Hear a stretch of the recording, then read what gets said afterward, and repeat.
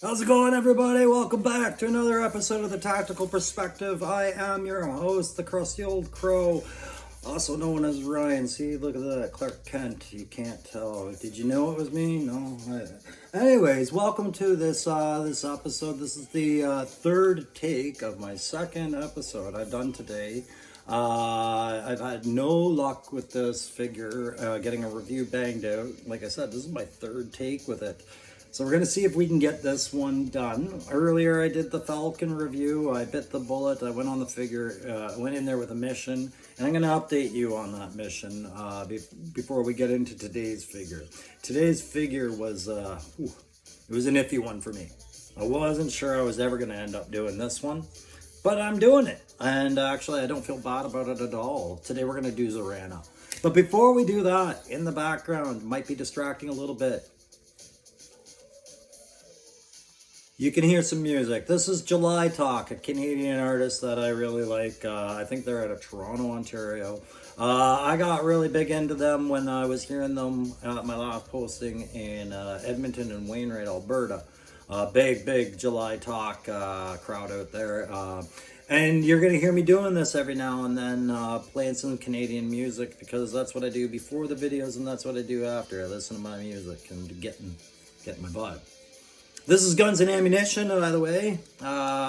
If you ever want to check out July Talk, that's a good one. Summer Dress, those are great songs to introduce yourself to. They're a very interesting and hauntingly melodic band. Anyways, enough about them. That's not what you're here to talk about. We're not here to talk July Talk. We're here to talk G.I.Joe Talk. So happy Friday, everyone. What kind of Friday? Why do you know it's happy? Screw you, Maggie. You're working this weekend. It's all Joe all weekend. Just kidding. See, I like to do silly crap. This is my channel, and I'll just do what I want. I'm retired, and I don't really care what people think. I like that people like it, and I sometimes like that people don't like it. It's really whatever, guys. I do this to satisfy myself, but I do take notice. If people do like these videos, that's a sense of validation. Sure. Do I put any weight into it? No, I won't allow myself to put too much into it, right? This is supposed to be for fun. Like-minded people talking to each other, right? Or at each other in the case of this. So I do appreciate those likes, guys, and the subscribes. Holy cow, I didn't think there would be that many people that would actually want me to come back into their day and talk more about these figures, but apparently there's 24 of you. 2 of you I know are related to me, and I appreciate you, but you're obligated to at least watch one. But the rest of you are doing so because you choose so, and I do appreciate that. I am going to warn you, though, coming up in the next little while, you will see a slight variation in the channel. There's going to be another video series I'm doing, and that one's got nothing to do with the toy market or any of that. And you might not find that one as interesting. Please only watch it if you feel it's something you're inclined to watch and enjoy. But that series will be about going on with undiagnosed ADHD.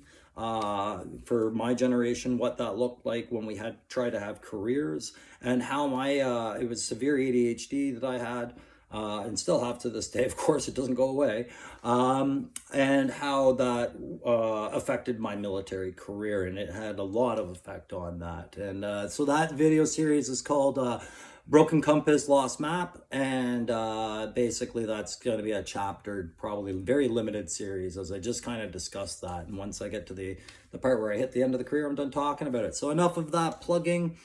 Some other shout outs really quickly to the other reviewers out there that I really get a lot of inspiration and help.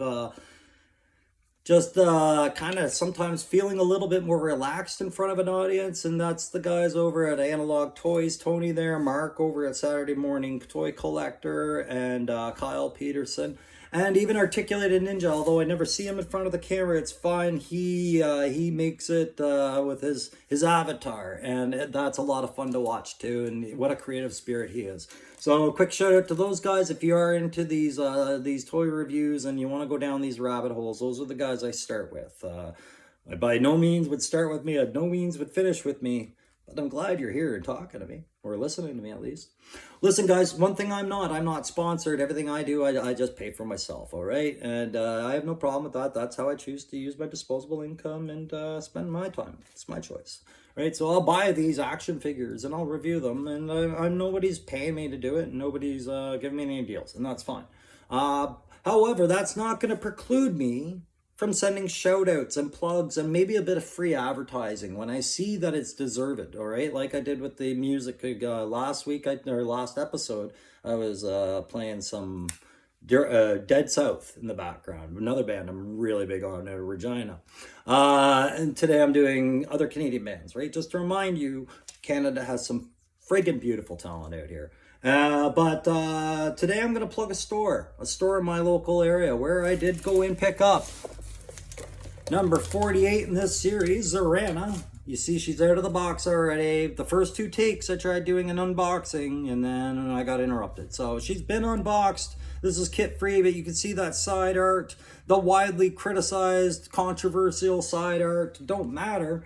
It depends on what you're looking for. Some people will say that they want the uniformity, like the old G.I. Joe package, where it was one artist and his or her interpretation of all the characters, done in a certain way, with the yellow background exploding over black, and then the character right there. And I get that. And that is an homage. And it would be interesting if Hasbro had chosen to do that. But when they choose to do it this way, with the side art from different artists and different perspectives on that character, that's speaking for the little guy, I think, a little bit. And I'm proud of Hasbro for doing that. Before I joined the Army, I was trying to be a comic book artist. I wanted to move to New York. I wanted to work for Marvel. I wanted to draw X-Men. I wanted to write X-Men. I wanted to do all this stuff. Yeah, I even thought about drawing and writing G.I. Joe at some point when I was a kid, for sure. But it didn't work out that way. College got too expensive, and quite honestly, I didn't have the resolve. So long story short, I went to the military. But when I see artists showcase, I know what they go through to try and get somebody to see their stuff. So I think this is an amazing gift that Hasbro provides to the art community. I'm sure it's not presented as a gift. I'm sure there's legality contracts and whatnot. But I think it's a great opportunity for a lot of young artists or lesser known artists to definitely get their work out there.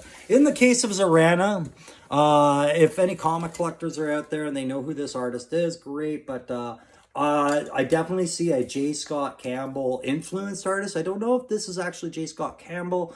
He was very popular through the 90s, early 2000s. I think he's still at it today, but he was a big product for Image Comics, and really, I think one of his bigger ones was Gen 13, if anybody's a comic collector out there. Anyways, that's what I'm talking about, right? You give the comic book artist the same opportunity as a portrait artist, as a history sketch artist, all that stuff, and as a movie poster artist, same opportunities, and you get what's out there. Enough about that. Zarana, she's going to follow the same format I always do. I'm going to do that head-to-toe inspection thing, and then I'm going to talk about the little details and nuances I'm picking up that my military mind and my military eye are focusing a little bit on more, and maybe that's something I'm bringing to light that other people aren't noticing every now and then. I might explain the odd thing just to say, hey guys, when you look at this doesn't make tactical sense because XYZ, or it makes tactical sense because ABC, right? Zarana and the Dreadnoughts entirely were not somebody I was into as a kid. I had Zartan, and I think I had Torch or Ripper, one of the two. My area wasn't flooded with a lot of G.I. Joes that I could get, and I wasn't a very, let's just say, I didn't get them very often. When I got them, you know, most of the times I was picking, and the Dreadnoughts were not usually on my list. And the reason why is they were just a little too Mad Max for me. The post-apocalyptic outback feel of them wasn't sitting with me in this paramilitary counterterrorism kind of scenario that I pictured G.I. Joe as a kid. Remember, I grew up with no cartoon and very few comics, right? I just had the toys and my interpretation of them. And then my military relatives every now and then lending some insight as to why that person was important. Right, so with the Dreadnoughts and whatnot, there wasn't much love. But I'll tell you, Hasbro has succeeded again in making sure I don't feel that way forever. Okay, so we're going to move the camera over to have a look. Pardon me, guys. This camera stand I got is not a very great one. I'm going to have to replace some equipment at some point. Let me move that back so I can see what we're talking about here. Bring it up a bit. I think this was the problem I was having with my equipment earlier, is it's too hard to set sometimes. So we'll just leave it like that. And we've got our picked up Zarana here. I'll move so I can share this with us a bit easier. And we got her sitting on the log at Viper Island there, and she's just picking some leaves out of her boot, looking her usual dissatisfied self. But what a great sculpt this is. I honestly thought it was beautiful for a character that I had zero ambition to get. Just going to move the camera back a little bit and pull her out of there and just show you. One of the first things that I noticed was just how articulate she was. By comparison to stiffer figures, she was really good. But I overdid it, and the first thing I did, I said, wow, look at these legs. They're very, very flexible. And I popped the right leg out right at the hip joint. So I finally got an example of how to fix hip joints when that happens. And I was a little bothered by it at first. I thought, oh God, I hope this isn't habitual. And then I realized, you know, I was just sloppy at checking my angles, and I pulled that hip right out of joint. So yeah, I've got her sitting there just picking stuff out of her boot. The head to toe, I'll do this, and then I'll do the grading, and then we'll just talk a little bit. But head to toe wise, guys, you know what? We have these arc markers for, yeah, we have them there for a reason, guys, just to help out a little bit there. So head to toe, Zarana, great figure. There's no military comparison for this character, and I wouldn't want one. It's not true to the character, and that's what Hasbro did. They stayed true to their characters, and it shows. So there's not a whole lot of military speak. So I'm going to speak a little bit to the realism and the thought put into some of her gear and just some of the details, right? So right off the bat, we're going to start at the head. Look at that facial expression. This is not a glamour shot. This is a fighting face. This girl has come to kick ass and chew bubblegum, and she's violated bubblegum, clearly. Sorry, that's a really cliche example, but you get it. That's a great sculpt, and they didn't overdo the makeup too much, you know, like with a character where you're kind of like uninhibited by any rules as to how they can look, besides punky, I guess would be the word, post-apocalyptic. Yeah, they really kind of threw in some cool details. I am a huge fan of her black gauntlet sleeves. I love the pink top with the like the 80s zipper style on across the breast, held up by that shoulder strap, you know. It's a mirror of what that character was trying to accomplish in the 80s, and they do it a little bit better. These pink armor sleeves, at first I was like, that's a lot of pink and it's a war fighting figure. But you know what? You read about this character, you realize she's kind of an a-hole. She's very like angry young woman. It doesn't bother me that she color matches her wardrobe a little bit. And so, yeah, I would have thought maybe a bit of metal where you see the studs. I thought these would be like a gunmetal, and these might, you know, at best leather. But going pink with it was a decision they made, and I don't think it looks too bad at all. I actually kind of like it. Just maybe not the detail I would have chosen. Very unique little belt. It's more of a dress belt, but it's got that chain going back to the wallet area. You see, she's not carrying a wallet though. She's just got it hooked back onto her belt. Just the little nuances. She's got that six-pack ab and well-defined. Like you can see all the proper muscle definition. And she's wearing blue jeans with some details added, right? So she's got pink patches stitched in there under the rips. That's not flesh tone under there, I don't believe, unless she got severe UV exposure out there one day and burned really bad. I don't think that's the case. I think that's just pink fabric it's supposed to be. But she's got the inside leather, right? Padding, which you'd think maybe that's just a frivolous little detail. But then you start having to think about what the character's intent is. Yeah, she's a dreadnought. Okay, sure. But she's also Zartan's sister, right? So, being Zartan back in the 80s, he came with his, or I couldn't remember, I think he came with it, or it came with him, his little chameleon bike. It was this little swamp skip on skis that he could ride, right? It was like a cross between a water snowmobile and a bike, right? And this thing had a rocket on the back, and I think you could put two people on it. So this is his sister, right? He's got relatives in the Dreadnoks, and his sister being one. She's the more popular one. But these are riding pants. So it just kind of lends to, if you found a good bike, like you wanted to put her on, say, a Cobra Coil or a Commandeer Tiger Force Ram or something, the pants are riding pants, right? You can pretty much put her on any kind of vehicle and it works. So if they're ever going to do some Dreadnought vehicles, Zarana's already kitted up, ready to ride, and she's got it right down to those dirt bike knee pads,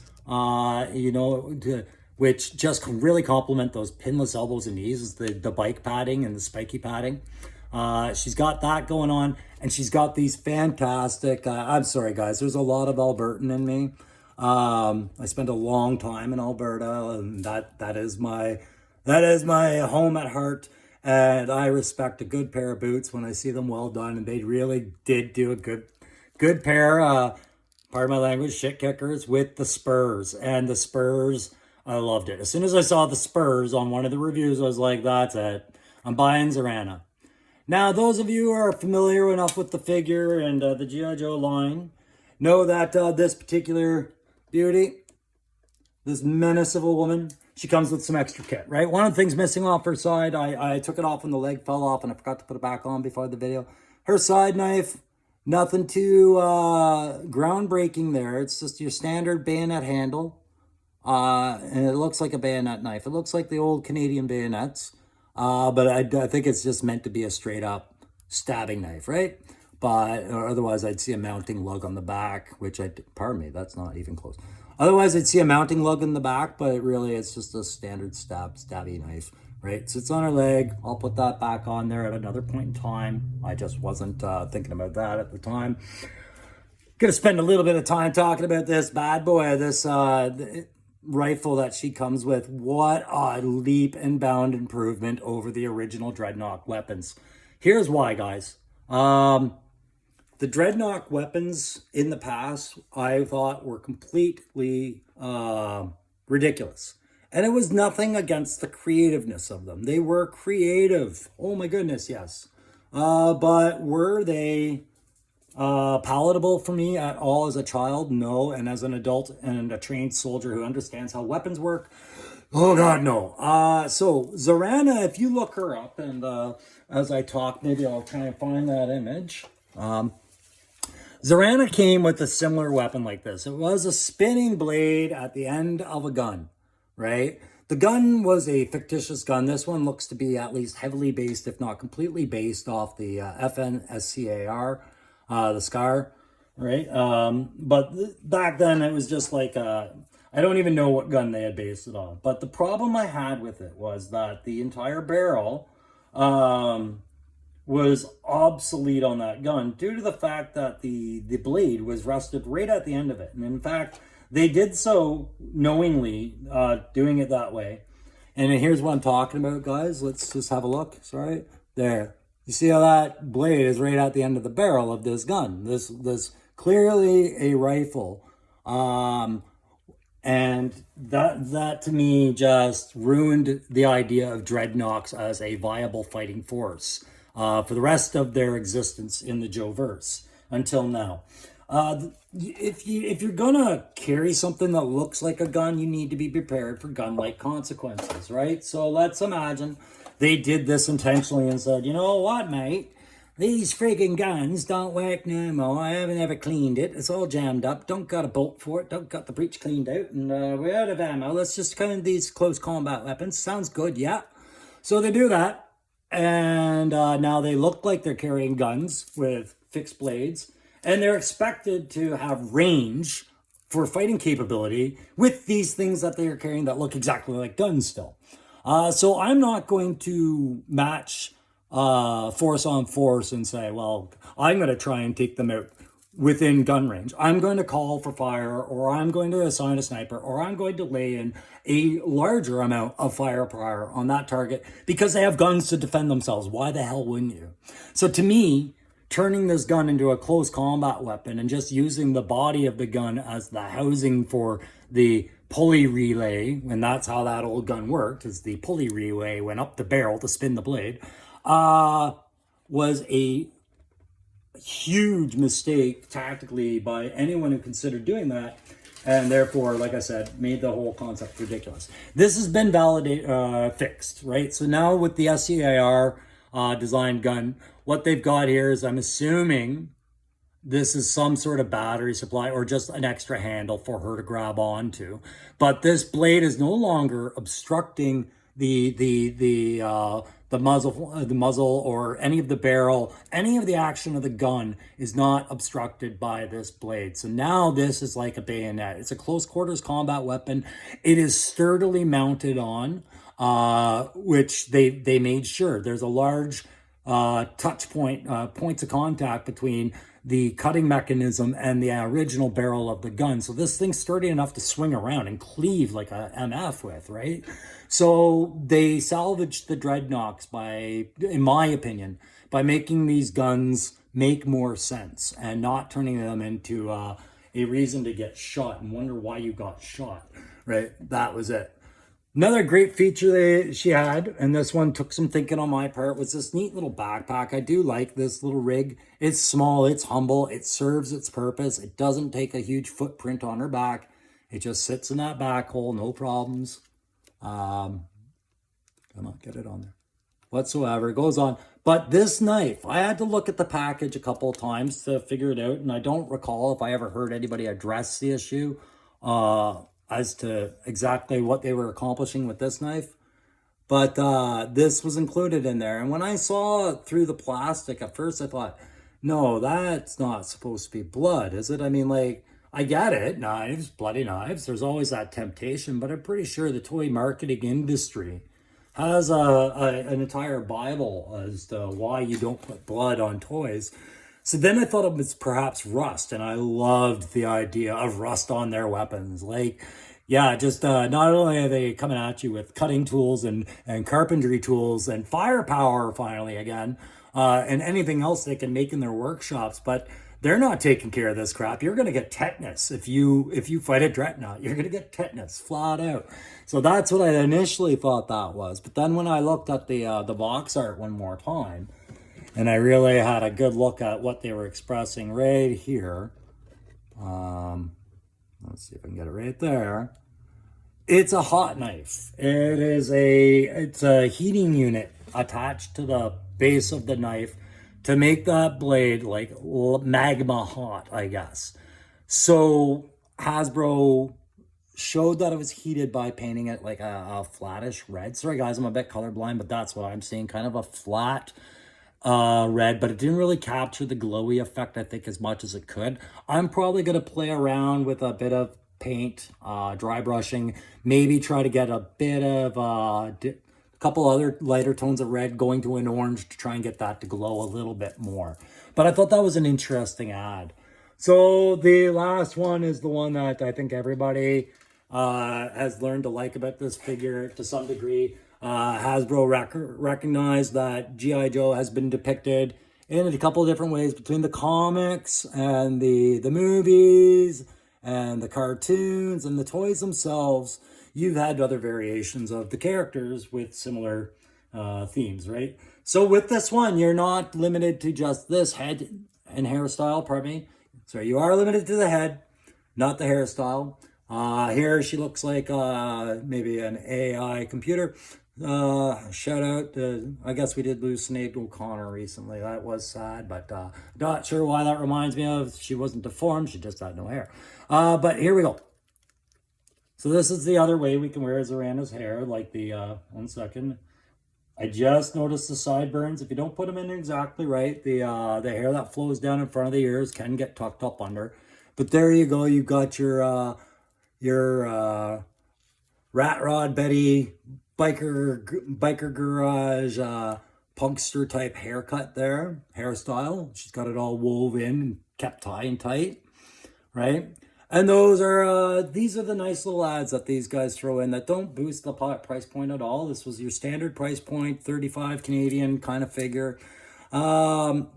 But that's not what I paid for, guys. I'm going to send a shout out to a small business out there that I did buy this figure from after I'm done with it. But really quickly, here we go. I want to show you what the temptation is. I'm going to get this itch scratched right now, ladies and gentlemen. Those of you who are buying this one that are collecting these, if you have the Lady J figure, yeah, they are compatible. You can take the Lady J headpiece, hairpiece, hat piece, and slap it on there.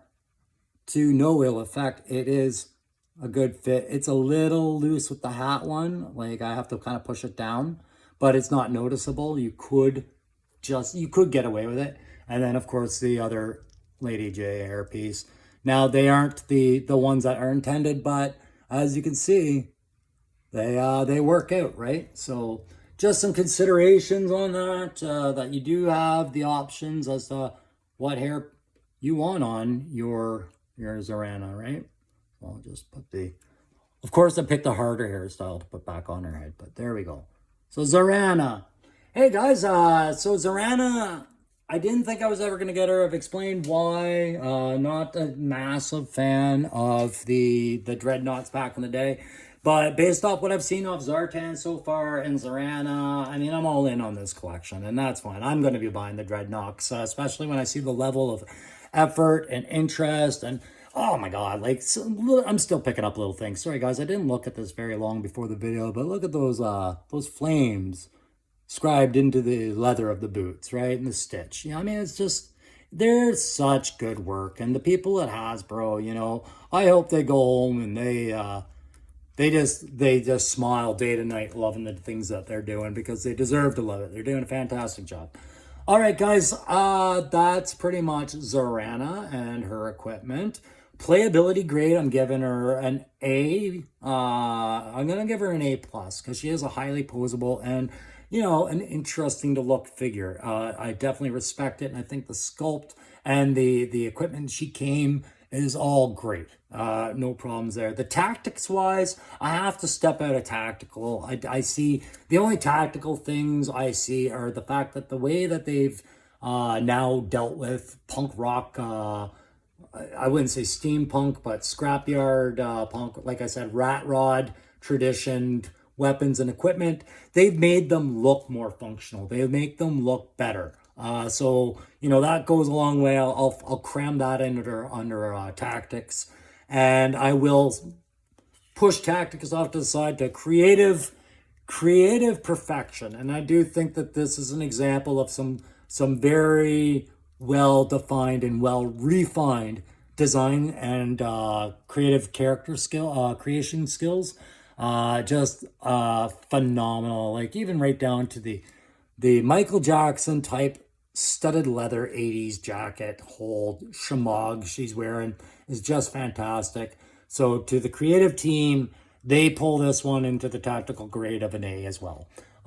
Just because if you're gonna go Mad Max, here's your example, right? Charlize Theron, this is what we want.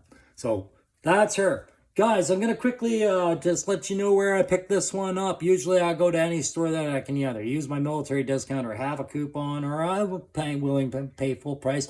But when I find a privately owned store and it's a young Canadian businessman or a family business, they're going to get my business every time, at least once or twice, and we're going to talk about them. So Cobalt's Corner, these guys are in Ottawa, okay? Stittsville area in Ottawa, Ontario, where I am currently based out of. They are a small little comic shop. They deal with a lot of comics, cards, and games.